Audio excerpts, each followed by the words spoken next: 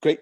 Thank you so much. So let me go ahead so my name is Nirjhor. As you know, I'm the CEO of Bangladesh Angels. Let me go ahead and introduce our guest.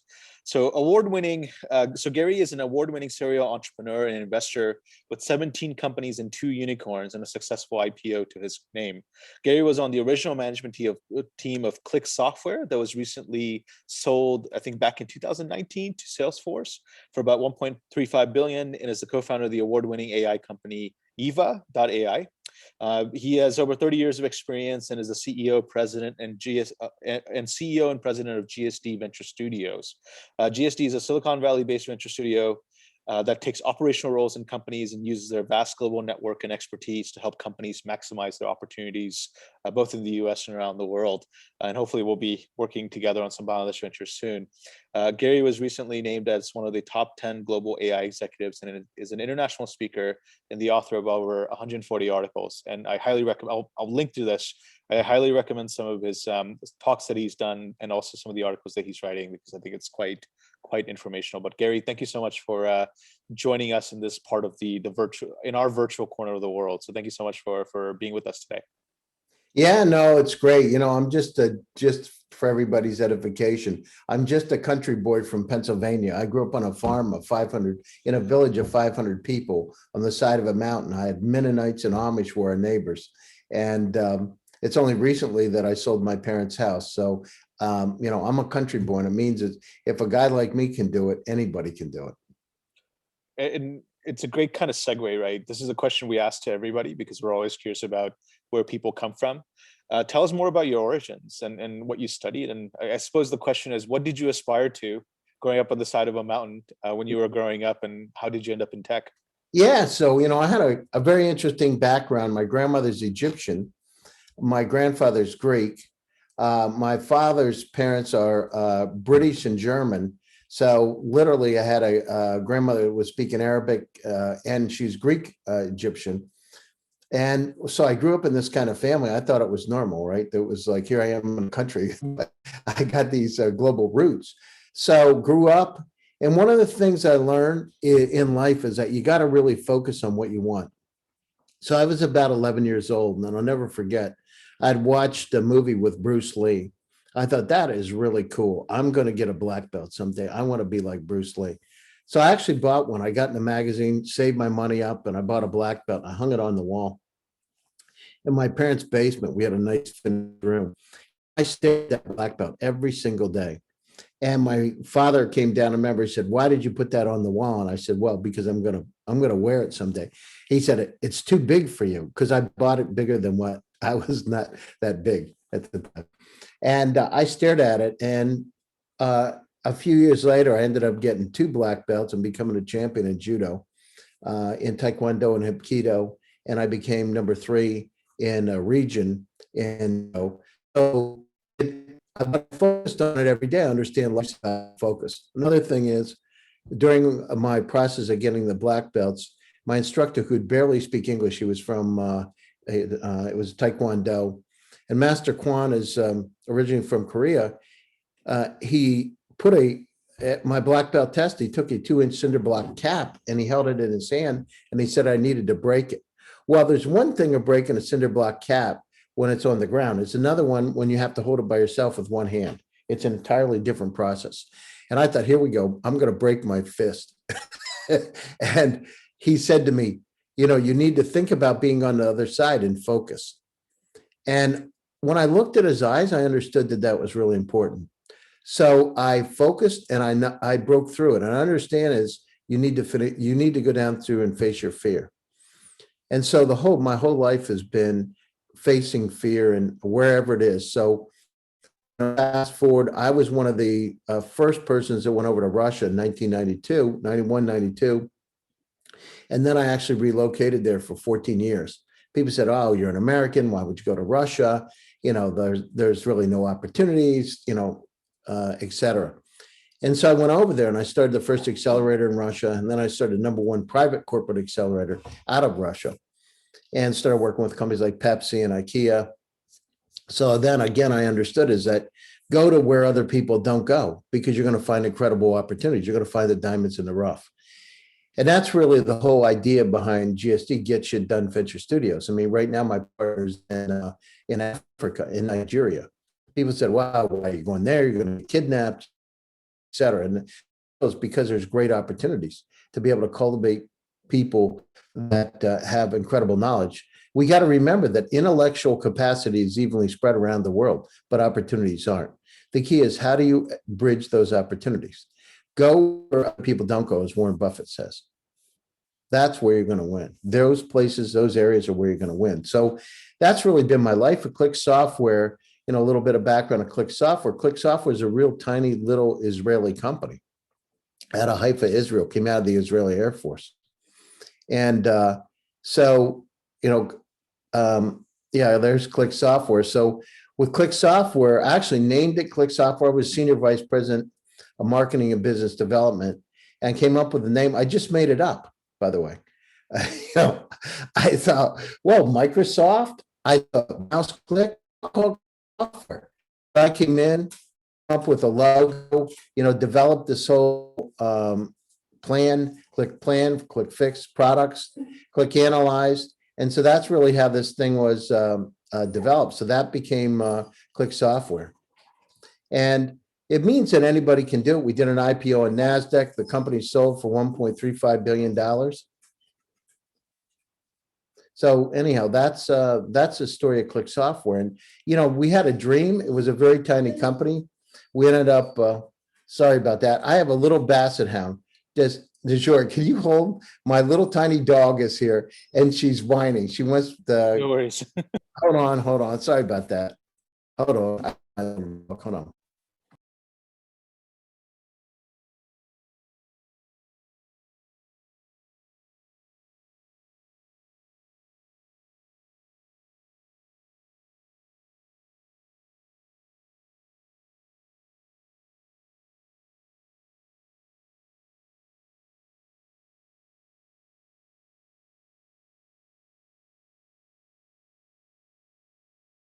I'm back.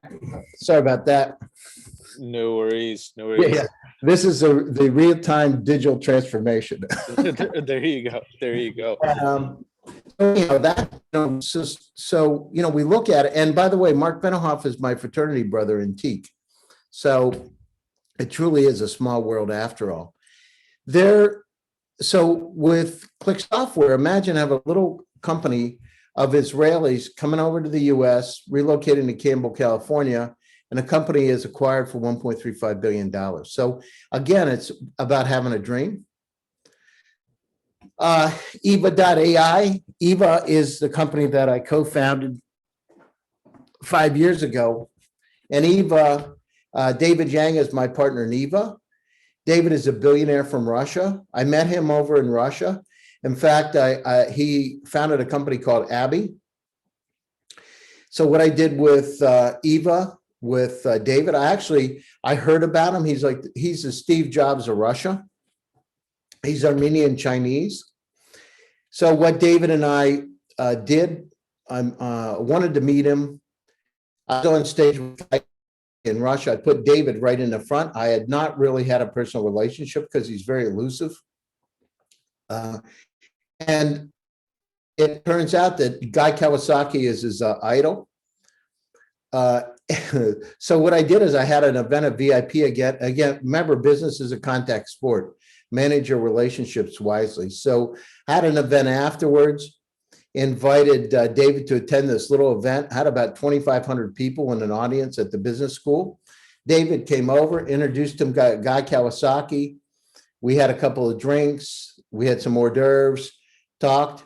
Fast forward 5 years later, 6 years later, I'm walking down the street in Palo Alto, California. Who do I see?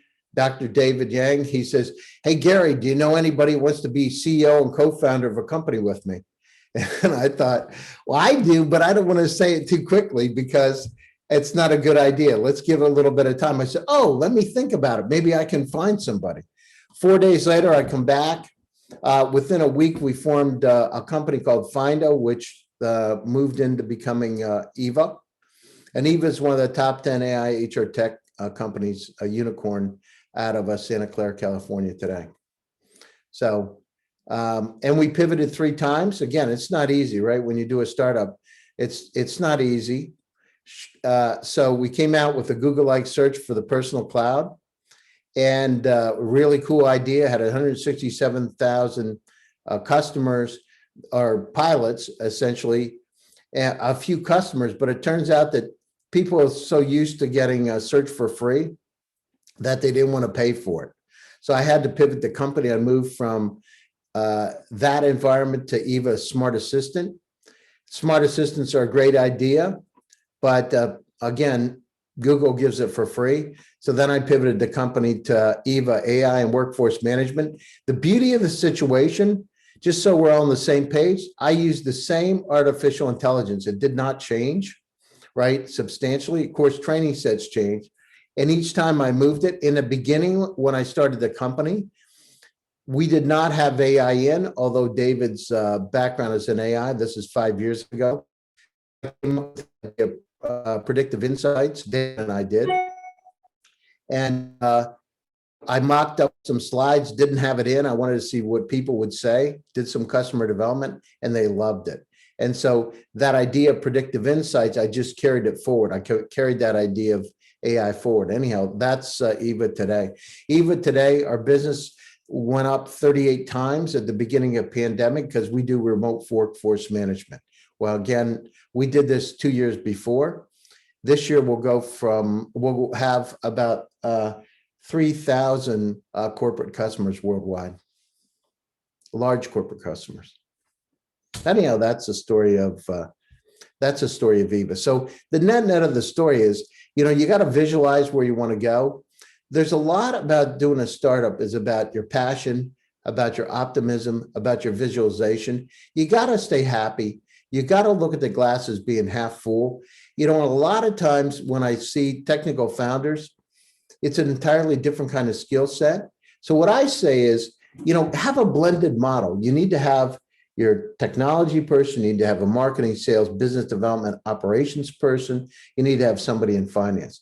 You need to have a team where you have complementary skill sets, because each one of us and it's good. Sometimes I have to fill out in finance, and other times I'm doing as CEO of my company, whatever needs to be done, right?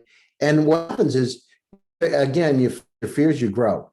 When I joined Click Software, by the way, I went into the meeting with Moshe Ben Passat, and he said to me, we're looking for a VP of marketing. Well, I went in because I was told it's a VP of sales and job. He said, we're looking for a VP of marketing, business development. I said, well, I've done it because I've run my companies. And he said, good, you're hired. So this is, I went from that to winning an award in marketing, and again, face your fear. So doing a startup, if you look at it, is really about applying knowledge that you've learned, gaining new knowledge, and be able to keep the tenacity and perseverance to get the job done. The other thing that's really important, and I'll focus on why going global today and this digital transformation. Look at where we've gone last year with Zoom. I remember 5 years ago when I was one of the first Zoom users, and I got introduced by Eric, who the founders of Zoom, one of his VCs. He said, you got to try this out. It's incredible. And I remember sending a link out to my friends, and they said, oh, why would I want to do Zoom? It's not so interesting, et cetera. And I said, well, it's really cool stuff. It's a lot better. And they said, well, I already have Skype. Look at how the world changed. They went from 30 million users and then over 400 million active users today. His net worth, he's worth about $20 billion today. So think about it. And each one of you, the playing field has gotten to be a lot different than it was before.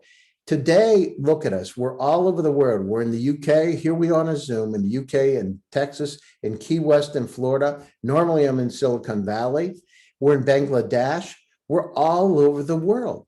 This has really leveled the playing field. But we got to be able to take advantage of it. Be able to use things like, I'll give you an idea. The three ways to be able to be successful. One is you need intergenerational teams. What does that mean? You want some people with the gray hair. Why?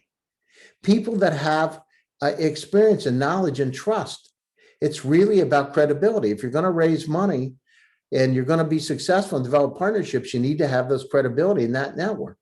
Two is you need cultural diversity. It's really important to have these blended teams because you get different perspectives on life. Think differently. And it's important now. We're approaching, think about it, there's 8.1 billion people on the planet Earth. By the end of this century, it'll be 13 billion. You need to have a blended model to understand how people look at things, what kind of wants and needs they have. And the third thing is you need decentralization. Go to where you can get the right kind of prices at the right place at the right time and the right quality. By that, I mean, if you're going to get development done, go to places like Bangladesh, where you can get incredible development done at less of a price. Use the model that works. Build jobs, create those incredible jobs. At the same time, we use Silicon Valley to support the rest of the world. Some people say, well, let's go to Austin, let's go to Miami. Silicon Valley in 100 years will be called the Athens of the information age. It is an incredible place. If I want to meet folks from Bangladesh through Pegasus, if I want to meet investors from Israel, from Japan, Docomo, from Germany, Bosch, I mean, you name it, they just happen to be in one location. And I grew up on the side of a mountain. It was very simple to me. If you wanted to go fishing, you went to the pond with the fish. You wouldn't go to the one that doesn't have fish. You would go where there are fish.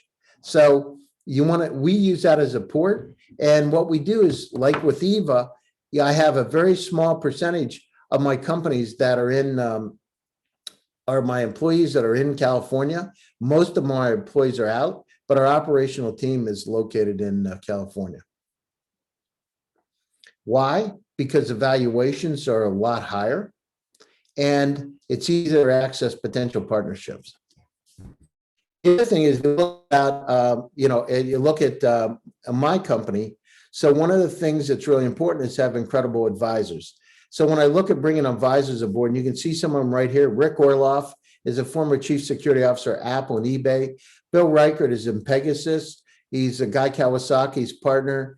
David Yang's my buddy and brother. Essentially, he's my co-founder of Yva. Neil Jones is one of the top horse brokers in the world. Ivan and Dimitri are two executives from Microsoft. I also believe in diversity. So Lamell McMorris is on the board of the NAACP, which is a top Black organization in the U.S. And I've been involved in the Black community for 15 years. Don Swam is a former CEO of Walmart. Bob Dorff wrote the book, The Startup Owner's Manual, with Steve Blank, and involved with Eric Ries on that.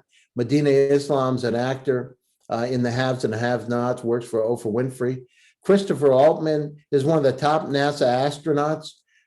He's a PhD in quantum physics, got me into quantum. Actually, I write a lot about it today.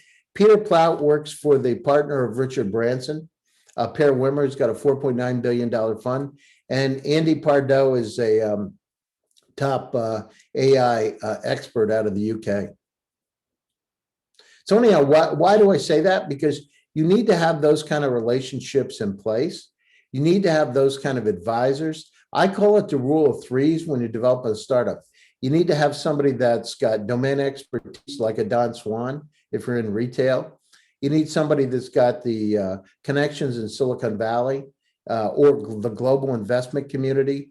Nirjhor, somebody like yourself that's got those kind of connections to be able to connect the dots. Why? Because they do look at it. So Bill Reichert's on our board. His graduate degrees from Stanford, his undergraduate degree in Harvard. He's like the godfather of venture capital. And so, those are some of the things that are important. But the key is, how do you get to those people? How do you develop those relationships with them over time? So what we do a lot of, I've done over 500 speaking events in the last year, do a lot of that. And I write. I'm not naturally a great writer. I had developed my skills. I'm a country boy. You didn't write a lot in the country. But I started to explore things like quantum physics and all kinds of areas, unsupervised and semi-supervised AI, what the applications are for areas like cybersecurity. Anyhow, that's what we've done. You know, I'm on the VCTV and the Startup Network and all kinds of different channels all the time. I do anywhere from 3 to 6 speaking events every day. Actually, 5 days a week, and now on the weekends a lot too. So that's, you know, those are some of the things that we do. And what I believe that there's so much incredible talent in Bangladesh, so much incredible talent in the world. It's so untapped. It's just looking for a way to get out. Sometimes I compare it to having a Ferrari in a garage. It's great to have your Ferrari in the garage, but the key is getting out on the track so you can win some races. Getting on the track so people can see what you have and checking it out.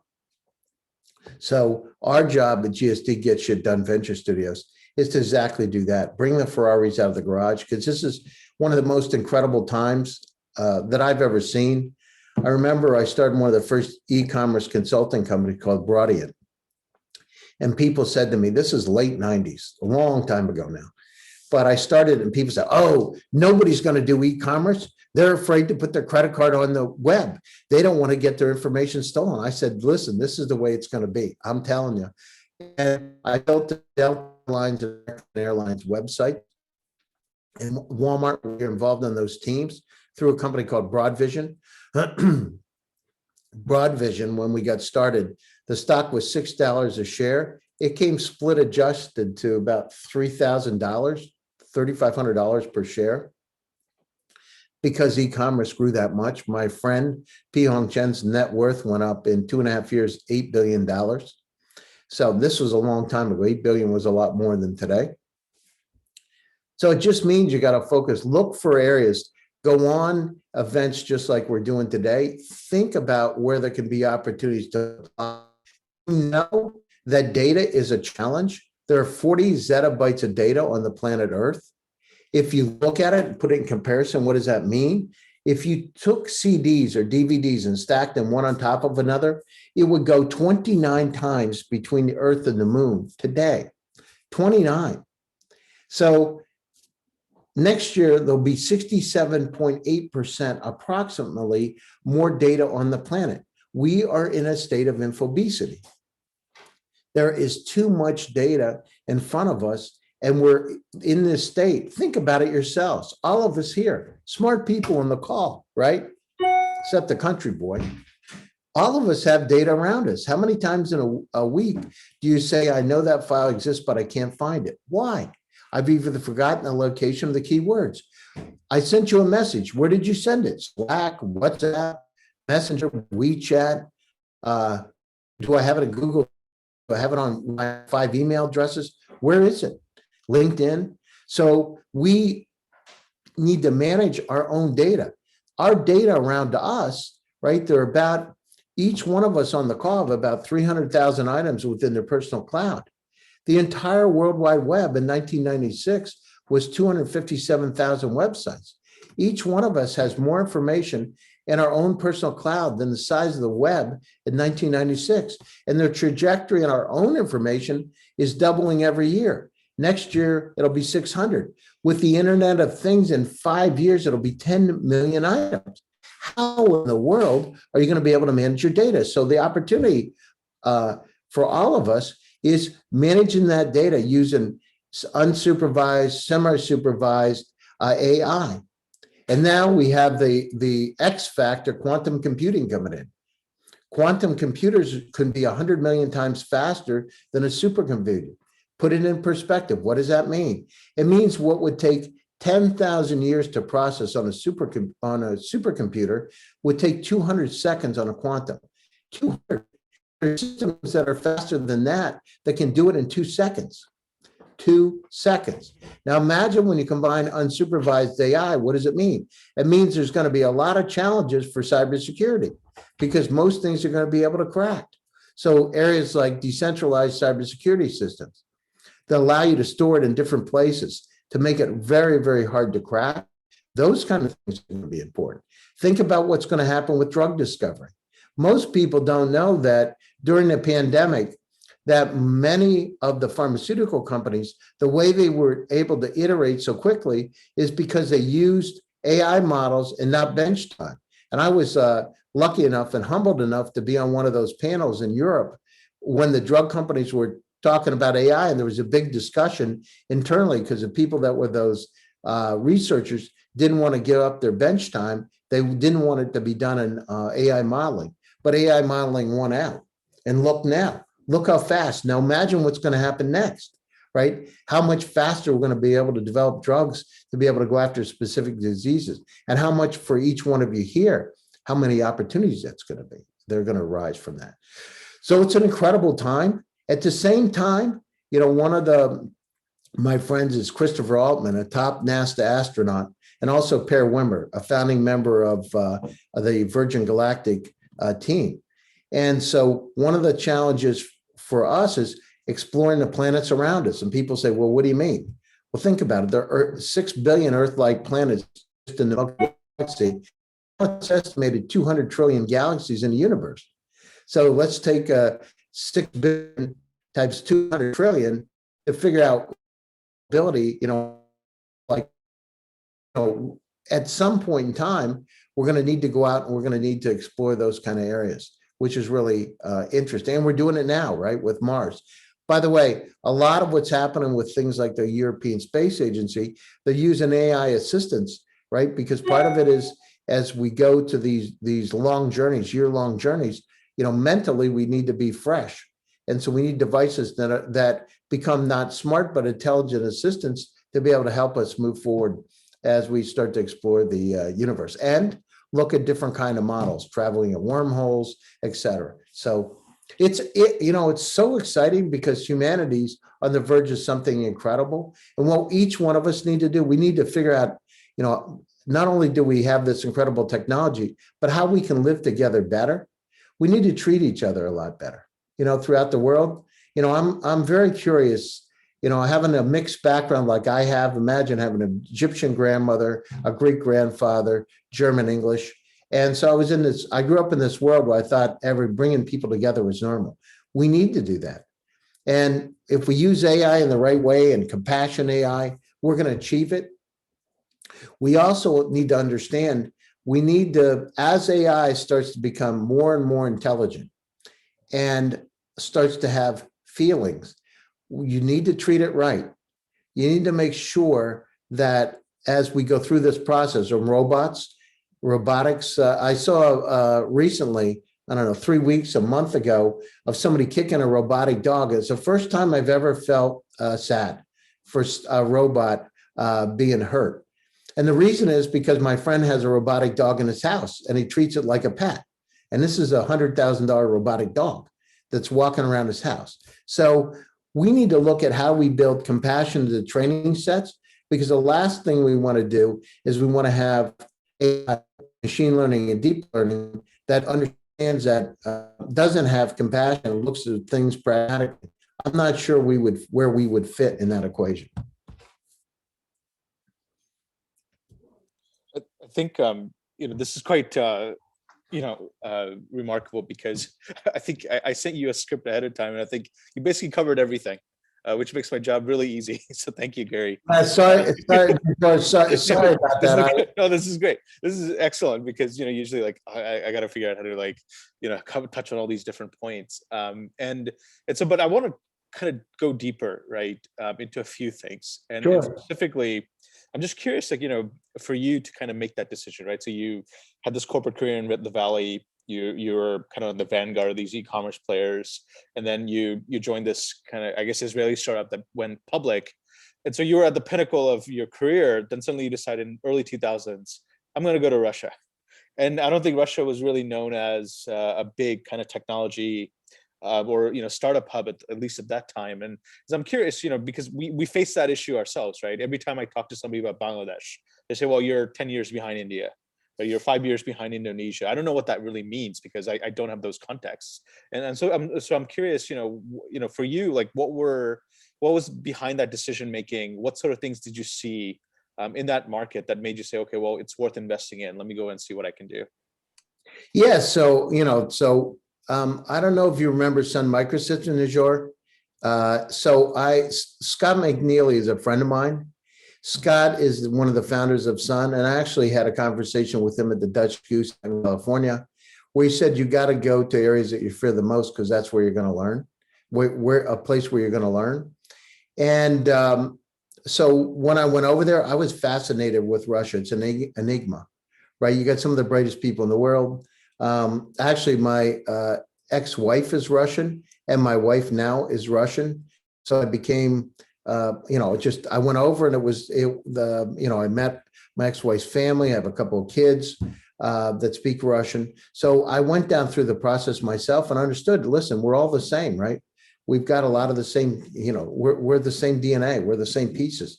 So what does Russia have? Well, Russia had an incredible science program. They had an incredible space program. They had they're some of the best folks in the world with math and sciences and chess. So, I mean, how could we harness that and move it into another direction? And what I did is I just, again, I don't want to go where everybody else goes. I want to go where people don't go because they're afraid, because that's where I can get the most amount of opportunity. So when I went over there, listen, there was a lot of stuff that was different. I used to go on the weekends and fly to Siberia for fun. So I would go on the border of Kazakhstan and to places like Omsk or Novosibirsk.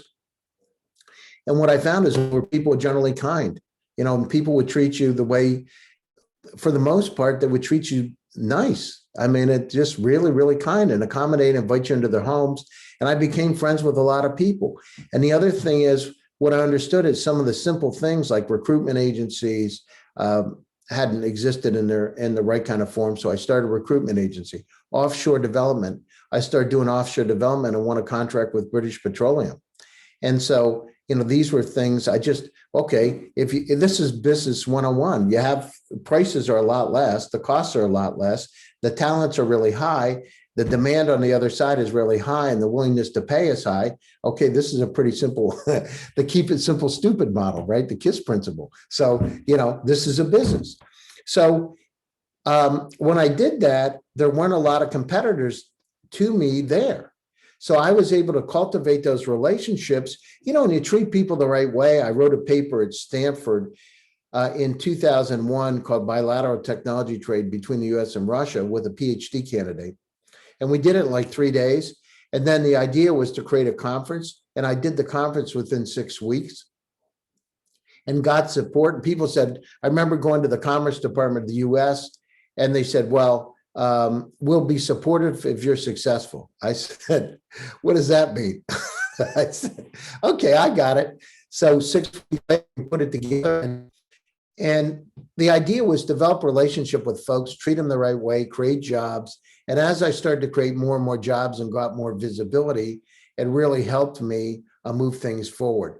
But the first step, the first leap forward is having the guts and the desire to be able to make a difference. And with Bangladesh, it's the same way, right? It's not like, it's a matter of getting that visibility and using the talents you have to create something special, or finding these incredible startups that are out there that are diamonds in the rough that have a potential to be international and to dominate this market.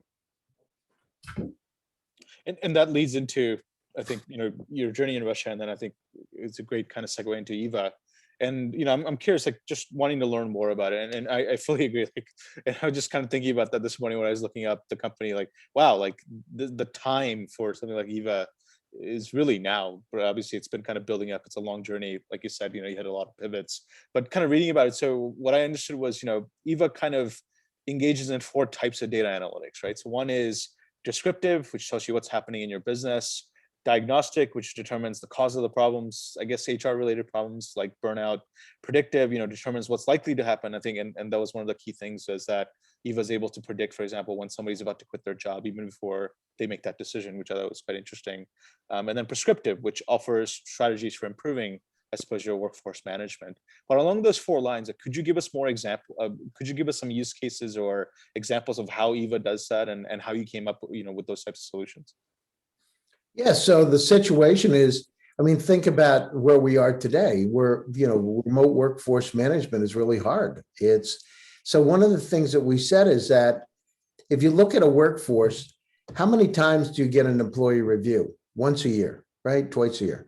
Well, what happens after the day after review, some kind of event, you get into an argument with a coworker and it starts to destroy that relationship, or a manager, you have some kind of challenges. You've got another 6 months before anything would come up. It doesn't make any sense, or a little less than 6 months. So what I said is that, or what we said is that, why was that like that? Why don't we have like real-time, pulse updates of what's happening with that employee and how much better and more efficiently and effective would an organization run? And again, this kind of AI is the same thing we have in supply chain, the same issue in manufacturing, med tech, for yourselves. I mean, think about it. You get a physical from a doctor once a year. What happens from the other 364 days? It's kind of interesting. So anyhow, on the Yva side, one is, it's about, we can tell when somebody's going to leave a company up to 6 months before they think about it. So you got a high value employee. How much does it cost to replace them? A lot. So why not go down through and fix the problems before they come in, issues before they become problems? So that was a whole idea of one part. So on the retention side, the other thing is, what's the most important, characteristic of employees is happiness. Happiness is important. People feel fulfilled and they like their job. Happiness. So how can we curate those kind of relationships so people are happy? So one of the things we do with Yva is we gamify it. So for productivity, you get little trophies. Oh, you've done more email. It sounds funny, but you would be surprised how much more people work. It can be 8% more productive just by getting a little trophy, and they start to compete in a fun sense. So the other thing is, so as a CEO of a company, imagine if you're sitting in Dallas, Texas, and you've got employees all over the world. You got 50,000 employees. How do you know what's happening with a group? With an employee, with a group, at any location, any time, whether it's an engineering department, sales, marketing, business development, or even with customers. So imagine being able to tell those kind of pulses and sentiments at any one time and to be able to correct them. And look at where there's danger zones in terms of relationships that can be fixed. And not only that there's a danger zone, but what you can do to be able to solve that problem. So that's where Yva came in. And we just looked at it. We used an analogy that this is very similar to a health checkup, right? But you need to do it real time. And so we took it from that perspective and developed the technology. And again, the AI in Yva is the same AI that I used in Findo, which is a precursor. It's just I had to pivot the company. Nobody would pay for a Google-like search. So I said, okay, how can we retweak these algorithms? How can we retreat this machine learning and deep learning to be able to do something else that's going to be interesting? And, remember that when we did this now almost 3 years ago, people weren't talking about remote workforce management, right? It just wasn't a thing. It's just, we happened to be at the right place. It's like Zoom. We happened to be at the right place at the right time. So, but we also understood that the wave of the future is going to be remote blended workforces from around the world. We thought it would happen in 10 years. We didn't think it was going to happen in a couple of months. And so I guess the key part of this is these micro surveys that the employees take on I guess almost a regular basis. But how does that work? Is it a separate software that they have to download as part of their laptop or as part of their computer? We just did a pulse survey. It says, rating 1 to 5, how do you feel about X? And what it'll do is we'll get that pulse survey back. You're having good relationships. You have a good relationship with your managers, those kind of things. So one is a pulse. The other side is doing a sentiment analysis.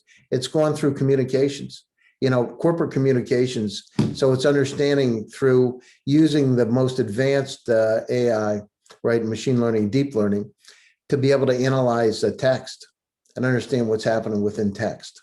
Right, that the actual corporate communications, not personal corporate communications. Got it. And what's for tools like this, what's the sales process like? Do you target the CEO? Do you target the chief HR person, the CIO? And what is that like in terms of how is the revenue model kind of structured? Yeah, sure. So it really depends on the organization. Chief human resource officers. Think about it. We talk about human capital, but people are probably the last thing that's taken care of in a company. It's really interesting. And that's the most valuable asset, but it's probably the one ignored the most. So what we do is we look at ways. So in what I've always done with all my companies, and I've done this with 17 different companies, is I look for the highest level person that I can deal with an organization that's progressive. And the other thing is, again, the rule of threes. So I want to get, so if it's retail company, I want to get a Target, I want to get a Walmart signed in, I want to get like a Home Depot, because if I do that, it's going to be a whole lot easier to get other people interested. So in terms of the process itself, many times we'll come in with a pilot, right? We'll show the value of what we have. And the other thing is you got to talk about what the ROI is going to be. What happens? And we start to quantify what they are. So if you lose a person within a company, it costs, 2 to 3 times what their salary is, plus look at the disruption in the organization. It can be massive. So we go in, and the first thing is to go to those stellar companies that you can use as case studies. And then you got to develop a model that shows about what the ROI is going to be for them and make it easier for them to be able to sell it across the organization. And then once you get the top 3, it's much easier. So if you get the top 3 manufacturers, the top 3 auto companies, everything starts to follow in. It's a cascading effect. It's unbelievable. So it's about showing the value. Whenever we did a long range weather forecasting one time, this company came out. I actually had to go down and meet with Walmart, Target, Home Depot, same kind of group of customers. It was a retail tool. And we had to say, weather is a phenomenon that happens, but how can you control the impact on your business, right? Everybody knows that seasonality is a big problem. Well, imagine if you had a long-range weather forecasting tool, came out of Princeton, actually, that could help you analyze what's going to happen with weather, because weather is a reoccurring phenomenon. It just doesn't happen linearly. It happens in patterns over time. So we identified those patterns. We could put them in, and we tied it into merchandise planning. And it allowed us to be able to give quantifiably what kind of impact we could have on a business. It's really important for the startups to understand those kind of simple models, to be able to present to the executives. They want to keep it simple. They don't want to allow it, just show them a very short wow statement, as Bill Reichert says, and then give them what the facts are in terms of the ROI. If you do that, you do a good job, that's really your pitch, right? That really becomes really interesting for them. Yeah, and I'm curious, and as part of that pitch, as startups try to sell to big companies, is there any kind of rule of thumb to say, well, look, I'm gonna, based on our calculations, we could help you save X, and so therefore you should give us 10% of X as sort of our pricing, or what is that kind of, what is the variance, I suppose, or the delta between how much you can charge versus how much you're saving them? Well, I mean, the thing is, so what you do is you look at, if you got let's look at weather, right? So I'll give you exactly with weather. So this is a long range weather forecasting model. Think about how many umbrellas a Walmart would sell if they knew that it was going to rain 3 months from now, and how much better it would be to get those umbrellas in house, umbrellas, boots. But then there's other things you don't really think about. There's food items that are bought, hot chocolate, depending on the weather, all kinds of things. Then there's some things, and this is where the AI comes in, that we don't see the relationship with, but it happens. Could be stockings, could be certain types of colored dresses. It starts to come in. And then when you look at the kind of impact it has in their business, it could be 15 to 20% more increase in sales, right? Just because you have that item available. So what you got to do is you got to look at what exact impact it's going to have. In that case, it's a merchandise, in terms of merchandise sales. And then you start to paint the picture for those executives. And what I did is I looked at it on a store level, a department level, then store level, then region level, and I presented it. And I remember presenting it to a top tier executive from Walmart. And we were walking down the path, and I said, imagine if you could get 17% more sales, and particularly MSA, in one group during this week. And I painted a week. And that executive, I said, let me tell you what could happen. I said, during the storm, an exact situation, storm of the century. So it was in Chicago, Illinois, Schaumburg, Illinois. The company was Sears at the time. So I told this executive, I said, listen, it's going to snow like crazy. You're going to have the storm of the century during this period of time. You can increase your sales. If you had snow shovels, tires, snow tires, and I named all these goods, it's going to snow. And he said, well, okay, it's interesting, but I don't believe it. We can't even tell what the weather's going to be 5 days from now. And I said, okay, well, I'll tell you what, I'm going to come out to Illinois. I'm going to go out there 2 days before the snowstorm, and I'm going to sit in a hotel. And I'll tell you what, just make a deal for me. It snows and the storm of the century comes. I just want to talk to you. I need 10 minutes of your time. And he said, you're bold, but he said, I like it. Okay, I'll do it. And he never thought it was going to happen. So I went out there and I rented a four-wheel drive truck because I knew that, I was praying, I got to tell you, because sometimes the models aren't 100%, right? But it was going to snow. And it snowed and it snowed. And he took me into the office. So he came into Sears with his four-wheel drive truck, went into the office. He said, I don't know what the hell you have, but I got to have it. Let's sit over here. There's nobody here except a couple of security and ourselves. Let's have a drink. We sat down and talked and had a really good time. And I ended up closing a deal.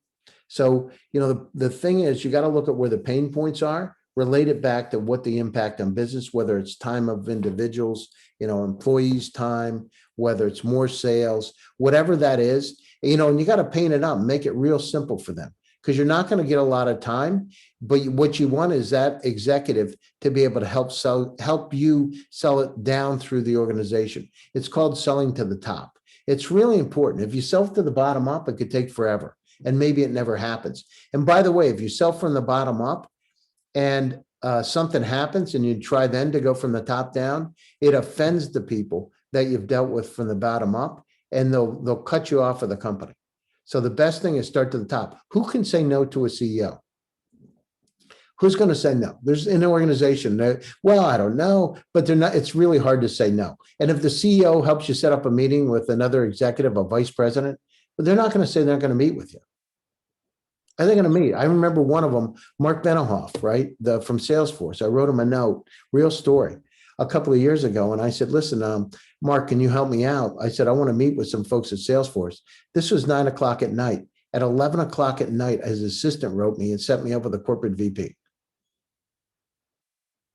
It would take me forever, years to get to that corporate VP. I had a meeting within a week. Interesting. But what do you think about this kind of prevailing, I guess, kind of model right now in kind of B2B SaaS, which is product-led growth, which is, give it for available use by individuals, figure out if you have a critical mass of people using it at any particular organization, and then use that to kind of penetrate the organization. What do you think of that kind of bottom-up approach? Yeah, I had that conversation with Stuart Butterfield, by the way. So I don't know if you Slack. So we were at Stanford University. Yeah, absolutely. But the thing that really works right now is revenue, right? So what I do is I look at revenue generating models. Why? Because it's a whole lot easier to get investment. If you're going to raise funds, it proves your model works. So it's great to do that. I think it's wonderful to have a Slack model where it's going to grow virally. But I tried it with Yva, with Findo. I had 167,000 users. Great, right? It was going out, but the problem is nobody wanted to pay for it because they're used to getting it for free.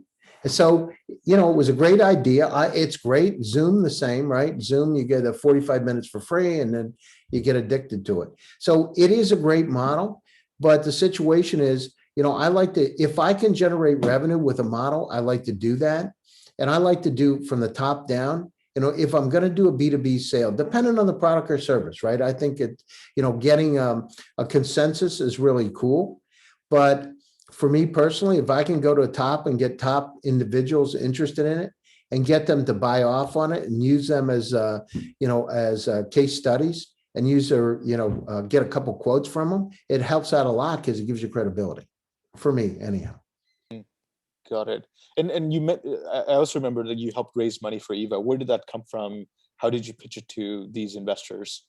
Yeah, so it was, having a billionaire as a partner doesn't hurt. Let me tell you, when you have a billionaire as a partner, it's not a bad thing. And, but, so I went out to people that I know. Part of the so we raised $7 million. I raised $7 million. And part of it was Chinese money. Part of it was Israeli money. Part of it was Russian money. It was from all over. And what was the process like? Well, it took me, I don't know, 3 months. It didn't take a long time, but a lot of people know who we are, right? Of course, I said, David Jang, my partner, the billionaire. And so you got to sell what you got, you know? And so that was the first part of it. When we raised the additional funding that came off, by that point, people would know we've raised close to $20 million now and a little over, but we have traction, we have revenue. You know, it's easier to sell when you come in and say, listen, you know how it is with your own money, right? You don't want to bet on something. It's hard to bet on something that you're not sure if it's going to be successful, an early stage startup. If you got some revenue or some pilots at least, and people talking about it, makes it more interesting. The other thing is what each one of the folks on the call need to do, you need to write.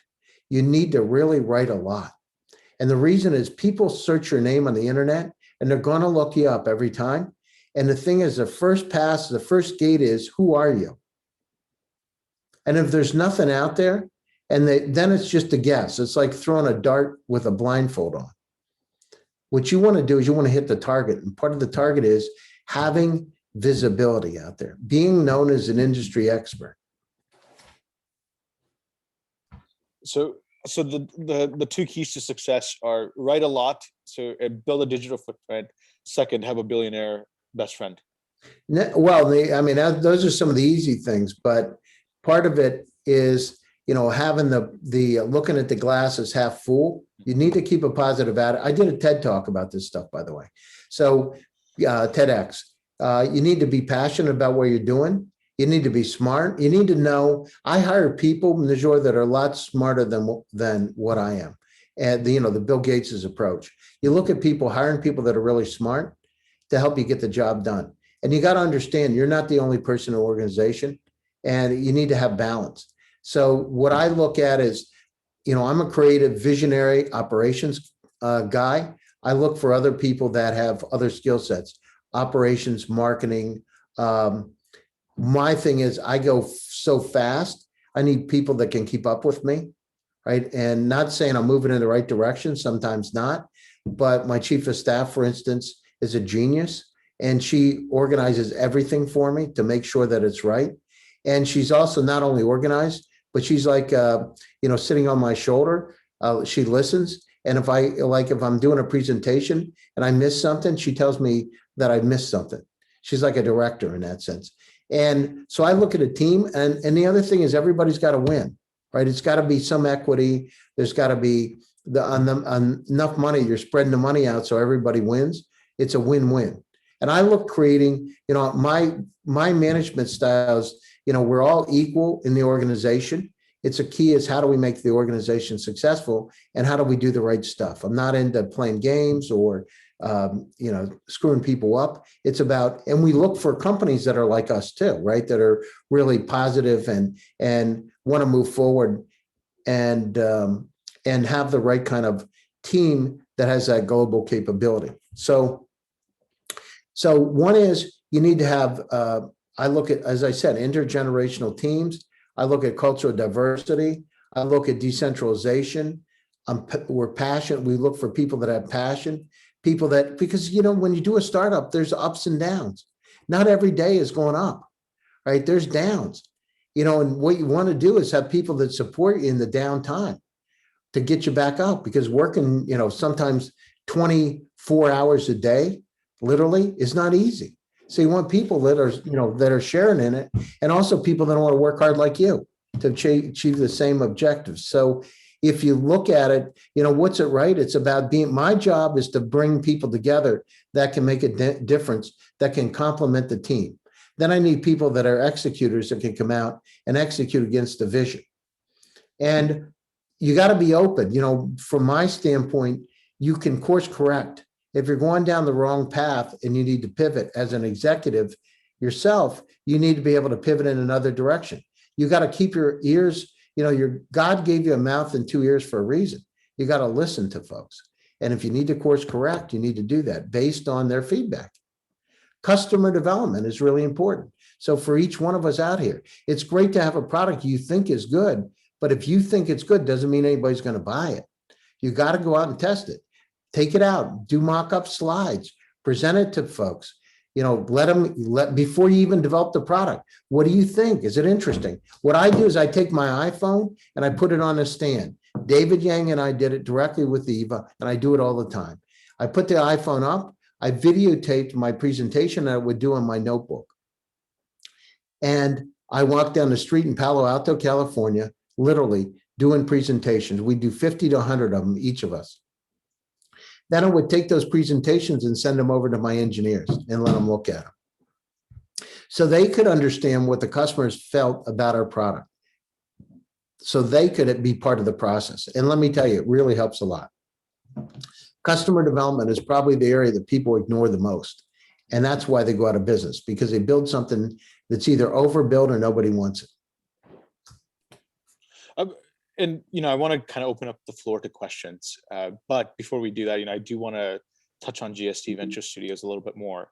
And so this idea of this, it's a pre-USA accelerator. I'm really fascinated by that kind of terminology. Could you tell us a little bit more about what is the kind of vision behind that, or what you're trying to accomplish? Yeah, sure. So GSD, that comes from the back of Mark Zuckerberg's desk. It says, get shit done. So the whole idea is about execution, as I said. So we believe that, as I said, intellectual capacity is evenly spread throughout the world, but opportunities aren't. And with GSD, we're looking for companies all over the world. I have companies in Africa. We have companies in South Africa, Nigeria, Kenya, Rwanda, companies in Indonesia, Australia, the UK, Germany, even from Stanford University. And we're looking for resilient teams that can really go global. What we do is we take operational roles in those companies. Many times I'll become executive chairman, even CEO of the company. My partner, Derek, will come in as a CRO. We fill it out with other folks from our team. There could be 3 or 4 people from the team. Why does that work? Because we work together and doing companies, multiple companies, and are really good at it. At the same time, if we want to get the right kind of advisors or board of directors in, they come in because they know the company's going to be, they have a good feeling that it'll be successful. They believe we've qualified it enough that could be interesting financially for them and fun. The other side is to go into the venture community. It's a whole lot easier if they know who you are in advance. And again, of course, AI, machine learning, quantum computing is really hot, but there's one thing talking about it, and there's another thing about executing against it. So with GSD, what we're doing is we're looking for those teams all over the world that really have the right stuff to go global. They've got the technology, they've got the team, and they've got the passion to do it. Passion's really important. If they don't have it, it's not interesting for me. I don't want to be involved in it. The other thing is we use Silicon Valley support because the valuations tend to be a lot higher. And it's a whole lot easier for me to, when I go to Starbucks on a Saturday morning, many times Tim Cook's in there and I'll sit down, or the Chinese restaurant not too far from my place, Mark Zuckerberg goes, and it sounds funny, but I talk to him, hi, how you doing? You just see people like that. You see Guy Kawasaki goes to a restaurant. I know Guy, I have a pretty good relationship with him, but I see him and I get a chance to see people that are pretty renowned. Scott McNeely from Sun. So it gives you a chance to meet with the folks and also potential partners. So the VCs are about 5 minutes from my office. So my office in Menlo Park, I go up to Sand Hill Road, they're there. They say they want to get together, I can do it on a moment's notice. That's it, access. The GSD, the idea is to curate it. So we want to plug the holes where they're holes. Sales, marketing, the narrative of the story to make it surgically precise. The VCs, who are the VCs that need to be targeted, where, when, and how. Right now, I have a top cybersecurity company called SplitByte. SplitByte's, one of the founders of SplitByte, his last company was doing 1.5 billion in sales. And So he asked us to come on board to help him out. And that company I'm the president of. What we do is we've refined the message. We've got it out to some of the top investors in the world. We've taken it to some of the top consulting groups in the world, and also the researchers that can help, like Gartner Group, et cetera. And so we're painting the picture with it. We've refined it. We're doing customer development to understand what customers think of this decentralized approach to cybersecurity. Now, and that happens, what people say on a portfolio side is that what would normally take them 2 years, we can do it in a matter of weeks. With GSD Labs, the GSD Labs product that we have, that is a 10-week program. It's for earlier stage companies. We have typically 10 companies in GSD Labs. GSD Labs works with some of the top mentors in the world. Those mentors are many times VCs, top VCs from companies like NEA or Andreessen Horowitz or SoftBank or wherever, or family offices like the Wimmer family, $4.9 billion fund out of Europe. So what we do with that is we curate those companies. These mentors that come in are actually the investors. So when they start to talk about what needs to be done, it's what they need to be done to invest in the company. And they're not like in a defensive position, they're more in a mentoring position. They want to help. So it helps the trajectory of the company. It helps the company grow really, really fast. And it helps them become, it helps them do what would take 2 years, typically, in a matter of 10 weeks. So get them down to money, raise, and tail, get them the visibility they want. I have a couple of shows myself. So GSD Presents. And also, I have a top show in Silicon Valley sponsored by VC Task Force, and I highlight the top companies in the world every 2 weeks. Right, I bring them on the show and get them visibility. So it's really an integrated 360-degree approach, and the idea is to help those companies grow. I have a Zulu from Africa. You know, she's actually from the Zulu tribe in Africa. Company's called Prime U. Very, very nice. And an incredible technology, and helping her grow her company. I've got a company called Spotter in Nigeria. So Spotter just needed the visibility to get out to the market. In fact, we're in Nigeria, in Lagos right now. Literally, my partner's there today. I've got a company from Silicon Valley. A company's called Zemply. That one I'm a co-founder of. That company, she's a Stanford MBA, undergraduate degree in engineering, developed an incredible AI company to do remote patient monitoring, which is really important, of course, during the pandemic. So we got involved with the company, got some of the top, helped her raise initial capital for the company, got some of the top folks involved, worked with her on raising money and contacts, and our company's, you know, on a hockey stick trajectory now. Top 7 in the U.S. Is estimated by AARP in 2 years. So that's it. It's to give the practical knowledge and expertise. You know, I've been doing this stuff for 34 years. Imagine who you know after 34 years. And IPOs. I'm doing another IPO shortly, by the way. So, you know, going down through this whole process many, many times, people know who you are and they want to invest in your project. And they know me for AI and quantum computing. And I suppose the model is, you know, you take equity into these companies as part of your part of your coming on board, and then when they exit, I mean, and what's the time frame that you intend to kind of stay with one company? Yeah, that's a good question. So let me tell you 2 pieces. So today, when they come into GSD Labs, it cost me about $20,000 per company to put them in GSD Labs. That's out of my pocket, right? So it's a 10-week program. We charge $7,500 for it for 10 weeks. And sometimes, depending on the situation, we'll sometimes take equity in exchange for part of the fee. But I have found with startups, you got to charge something or it doesn't work. They don't take it seriously. And so I want to make sure we all have some skin. I don't mind putting the bulk of the skin in the game, but I want to make sure they have something because it's not right. Or they're not really the right fit for us. If they're not smart enough to get some money, then they're probably not a fit in terms of where we are. That's GSD Labs. GSD is a portfolio. We take anywhere between 5 and 12% of the company based on KPIs and time. Generally, we stay with the company through a Series B round of funding, and we do stay on as advisors, et cetera. My thing isn't my job is to make the company feel good about working with us and to help the company grow, because we believe that company can be $1 billion company.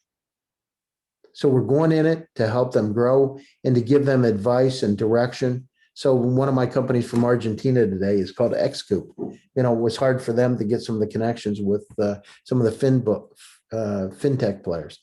And now we're involved with XCoop and moving that company along quickly. Easy, EEZY, is a company. He's located in the UK. He's German, Italian. He had his company, Scout 24, is a $7 billion company, his previous company. So he asked us to come on board and help. And so now we're taking active roles helping Easy. It's filling the holes where there are holes within a company. And if you do it a lot, you get really good at it. That's the thing, as you know, right? I've had over 4,000 companies through my accelerators. And when you work with early stage companies that much, and you help them really with their messaging, with their marketing and their sales and business development, you just get good at it. And if you do it enough, you get so many contacts. Well, oh, it's retail. Let me talk to the CEO of Target. Or it's a company that has something for the automotive industry. Let me talk to Magnus Steyr in Austria or Bosch in Germany. So you develop those connections, and they also want to talk to you because they're looking for innovative technology. It becomes a win-win. And the last kind of question here is, you work with a lot of these, you mentioned Nigeria, you mentioned South Africa, right? You work with a lot of these companies that are outside Argentina. So they're from these, emerging or frontier markets.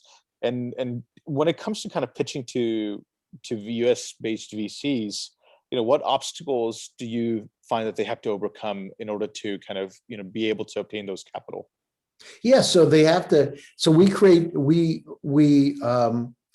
create Delaware corporations with an office in Silicon Valley. So we become a U.S. corporation, because that becomes an issue many, many times. The other thing is they want to know how solid the executives are and what roles that we're going to play in the company to make it easier for them to invest. Then the other thing is they want to understand what kind of, what their value proposition is. Is the company really do they have something real or not? They look at us a lot of times for doing the vetting on that side to make sure that they're putting the right, and what I don't want to do, if I have one bad company, it's going to screw me up with, 10 of the VCs. If I have, if I do a great job, a couple of more VCs will hear about us. I deal with about 450 VCs in a working relationship. We're in panels, et cetera. So it's about having quality deals, quality deal flow for them. We're catching these companies earlier than anybody else that I know of, and we're walking them through, nurturing through the process. So we're catching them a little bit earlier. Many times the companies we deal with do have revenue. So they could have, as a portfolio, 250 to 500K in revenue. If they have that, they generally have product market fit, and they're probably 75 to 80% there to going global. Got it. I think we're already 15 minutes over time. I wanted to go into a couple of things on your articles, but maybe we'll do that over coffee, virtually or in person. If you want to do whatever you want to do, I'm happy to answer those questions. My time about at the beginning, I read through what you had sent over, and what can I say? I remember things. But no worries. If there's anything you want to go through now, I'm happy to go through it. It's no problem. No worries, but I think I'll open up the floor now for the benefit of the audience. And so if anybody has any questions for Gary, please feel free to unmute yourself, introduce yourself if you haven't been able to yet. And please ask away. Thanks, Nirjhor, and thanks, Gary, for a great presentation. I just wanted to query something which I've been seeing quite frequently in the VCs, in the companies I've been presenting to Ben. Mm-hmm. And that is the focus on growth over profitability. I want to ask you to what degree and for how long of a time span should a company really focus on growth over profitability? I mean, if the growth means proportional cost as well, then it's almost like just increasing transactions. So I just wanted your thoughts on that. How much should companies focus on the top line and the bottom line, and not just? Well, I mean, the thing is, growth is really important.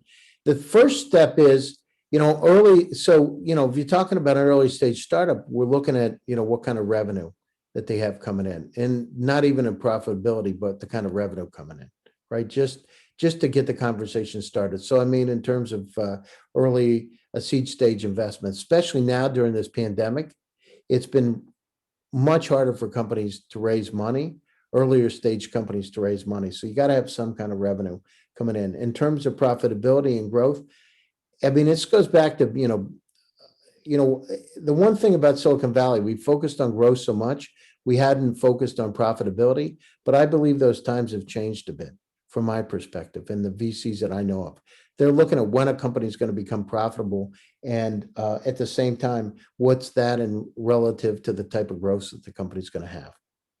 You don't, because it's an unsustainable business model. The company's not going to get to profitability, and you can't forecast in the next amount of time. It's an unsustainable model. And those kind of models, I saw those kind of models during the dot-com bust, right? I was in the middle of that, and fortunate to come out of it. I mean, Click Software is right in the middle of that dot-com bust, by the way.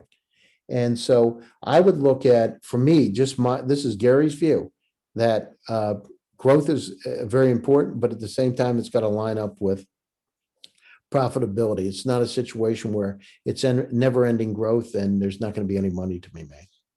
And is there a time frame in which, I know it's probably not a written rule, but is there a sort of like 1 year, 2 year periods on which you would want to see something like a break-even point or a profitability trajectory? I mean, me personally, it would be just me personally, right? I would look, when I'm putting my money out, I'm looking at, 1.5 year, 2 year. I want to look at not only explaining when they're going to get to break even, when they're going to become profitable, but how are they going to do it? That's the thing that's really interesting for me. It's not just talking about it, but exactly how are they going to get to be profitable?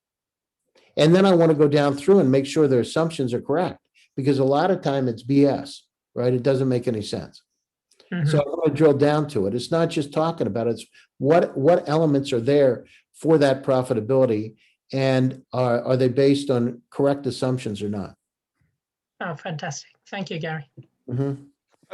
I want to piggyback off of that question, right? Because even within profitability, there's different layers, right? So profitability from a contribution margin standpoint, profitability from a operating standpoint, and then from a net, from a net standpoint, when I guess going back to that point about you mentioned wanting to invest in a company, and maybe in a year and a half, you want to see some kind of break even. Like, is that break even from a net income standpoint, or is that from the top line? Or I'm just curious what your experience has been. I mean, the thing is, again, I'm a country boy. I look at the net income standpoint from my own person, but again, I'm talking about my own personal money coming in, and I have a venture fund, right?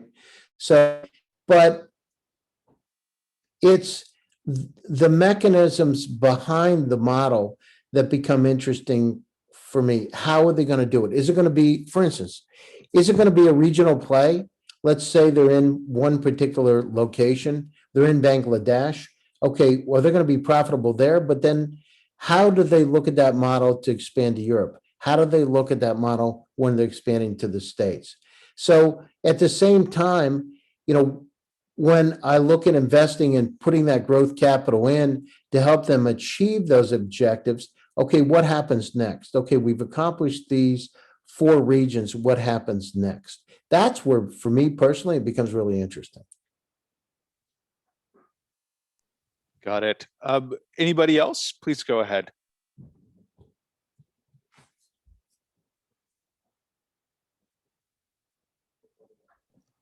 I've got another one, Nirjhor, if it's okay. Of course.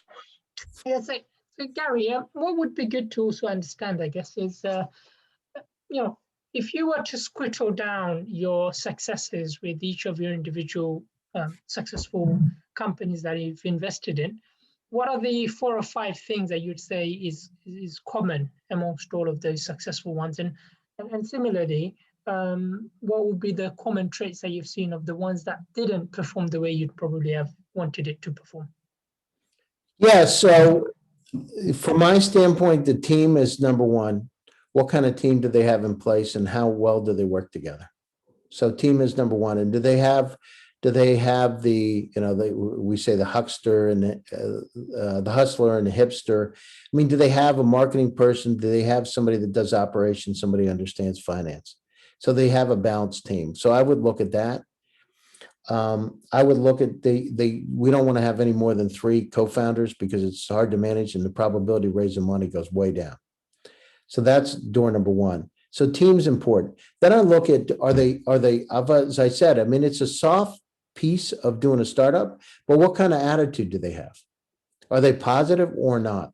Many times when I deal with companies, especially in Eastern Europe, they've got this Dostoevsky mentality, which is, oh, I don't know, maybe it'll work, I hope, maybe not. They have this kind of, it's just the mentality, and shifting that mentality off to look at the glass as half full is really important. Because when you're going down through this, it is not easy, and you got to have the right attitude to get through it. So that's door number 2. So visualizing where they want to go and having that drive and determination from my standpoint, these are the, if I look at characteristics, top 3, drive and determination is number 3. Do they really have the drive to push it through, right? And that's when, when you're coming up to the hill, can they push it up the hill and can they ride it back down again when it's coming down? Do they have the guts, the right stuff, the grit to get it done? Those are the 3 characteristics. One time, actually 3 years ago, I had dinner with the right-hand man of Rupert Murdoch, and his name is Andrew Straczynski. And we were at dinner, and in fact, I was with Carl Page, the brother of Larry, of the founder of Google, Larry Page. And we're at dinner at an Indian restaurant, and he said he had done a study of 3,000 entrepreneurs. And this guy's the guy who bought the Wall Street Journal for $4 billion. So that kind of guy. Normal, acted absolutely normal. And I said, what's one characteristic you've seen of the most successful entrepreneurs in the world? And he said, they never let the past hold them back. And I said, what do you mean? He said, they have amnesia. And, he alluded to Rupert Murdoch. He said he was married to this Chinese lady and then married Jerry Hall. He said he never talked about the past. Every one of the most successful entrepreneurs that I've met do not dwell on the past. They only look about today and the future, all of them. So I would say that's probably, from my own standpoint, of the characteristics of an entrepreneur, they don't dwell on the past. They talk about, how they're going to dominate the future. Fantastic. Thanks, Gary. Sure. Absolutely. Now, each one listen, I'm happy. You can reach me on LinkedIn, Gary Fowler. You can reach me on Facebook, Twitter. We each have an opportunity to put our own dent in the universe, all of us here.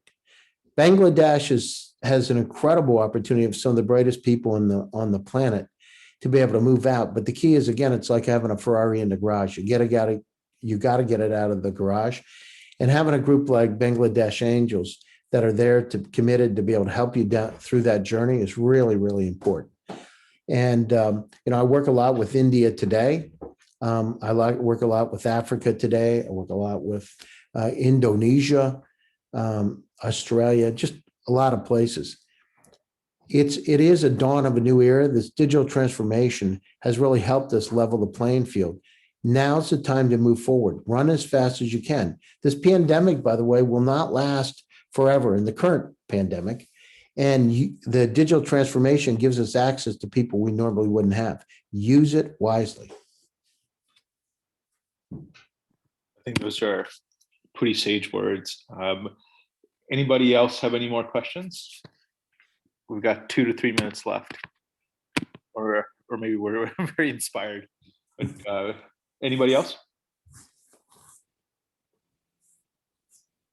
I think we kind of we'll end with that kind of parting words today. But Gary, yeah, it's interesting, right? We met through this kind of competition that we were judges together in, and we've been trying to kind of connect for a while, and you've been very generous with your time lately, and I'm quite grateful, and you've been very kind to Bangladesh Angels as well. I feel like we're just getting started, but with your support and the support of people here, we'll continue to kind of hopefully make some waves in 2021.